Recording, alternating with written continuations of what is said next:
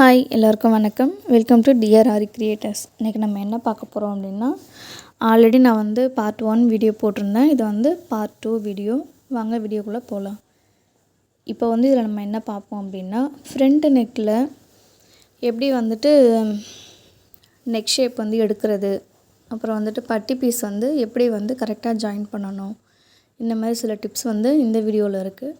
கண்டிப்பாக வந்து மறக்காமல் நம்மளோட சேனலை வந்து சப்ஸ்கிரைப் பண்ணிக்கோங்க. அது மட்டும் இல்லாமல் கமெண்ட் பண்ணுங்கள். உங்களுக்கு ஏதாவது டவுட் இருக்குது, ப்ளவுஸு ஸ்டிச் பண்ணுறதுல டவுட் இருக்குது அப்படின்னா கண்டிப்பாக வந்து கமெண்ட் பண்ணுங்கள். நான் வந்து அதுக்காக ரிப்ளை பண்ணுறேன். ஓகே, வாங்க. இப்போ நான் வந்து என்ன பண்ணியிருக்கேன் அப்படின்னா, ஃப்ரண்ட்டு நெக்கை வந்து ஃபினிஷ் பண்ணிட்டேன். ஃபினிஷ் பண்ண பிறகு இப்போ நான் காமிக்கிறேன் பாருங்கள். லேஸ் வந்து ஸ்டிச் பண்ணுறீங்க அப்படின்னாக்கா அந்த வந்து கேர்வில் கரெக்டாக வச்சு நீங்கள் வந்து ஸ்டிச் பண்ணணும். நீங்கள் வந்து ஏனோ தானோன்னு வச்சிட்டிங்க அப்படின்னா அது வந்து என்ன ஆகும்னா, போட்ட பிறகு நீங்கள் வந்து அந்த யூ ஷேப் எடுத்த நெக்கு வந்து வி ஷேப்பாக மாறிடும். ஸோ வந்து அந்த மிஸ்டேக்கை வந்து பண்ணாதீங்க.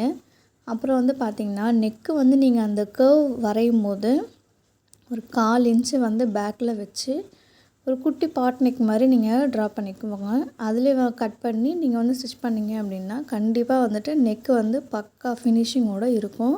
நீங்கள் வந்து ஃப்ரண்ட்டு சைடு வந்து ஸ்டிச் பண்ணிகிட்டே இருக்கீங்க அப்படின்னாக்கா அந்த 2 பக்கம் டாட்டு ப்ளஸ் வந்துட்டு பட்டி பீஸ் வந்து ஜாயின் பண்ணும்போது அந்த கிராஸ் லைன் ஒரே நேர்கோட்டில் இருக்கா மாதிரி 2 சைட்லேயும் நீங்கள் வந்து நல்லா கவனமாக வச்சு ஸ்டிச் பண்ணுங்கள். அப்போ தான் நீங்கள் வந்து ஹூக்கு போட்ட பிறகு கரெக்டாக இருக்கும். இல்லை ஒரு பக்கம் வந்து மேலேயும் ஒரு பக்கம் கீழேயும் இருந்ததுன்னா கண்டிப்பாக அந்த ப்ளவுஸ் வந்து பர்ஃபெக்டாக கிடையாது.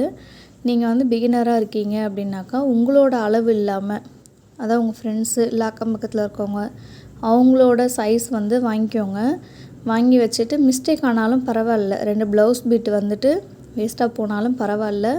நீங்கள் வந்து வீட்டில் எக்ஸ்ட்ரா வச்சுருப்பீங்க இல்லையா, அந்த ப்ளவுஸ் பிட்டு இல்லைனா ரேஷன் கடை புடவை இல்லைனாக்கா ரேஷனில் கொடுக்குறாங்க பார்த்தீங்களா வேஷ்டி, அதுலேயும் நீங்கள் வந்து கட் பண்ணி ஸ்டிச் பண்ணி பழகிக்கிட்டு அதுக்கப்புறம் கூட நீங்கள் வந்து லைனிங் துணி வச்சு, அதாவது மெயின் கிளாத் வச்சும் நீங்கள் வந்து பழகிக்கலாம். அது ஒன்றும் பிரச்சனை இல்லை.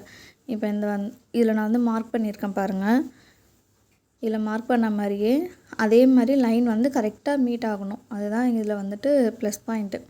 அதேமாதிரி இந்த ஹாம்கோலில் வந்துட்டு இந்த கை சுருக்கும், அதில் வந்துட்டு இந்த ப்ளஸ் சிம்பிளில் எப்படி வந்து ஸ்லீவ் வந்து ஸ்டிச் பண்ணுறது அப்படிங்கிறது நெக்ஸ்ட் வீடியோவில் நான் வந்து சொல்கிறேன்.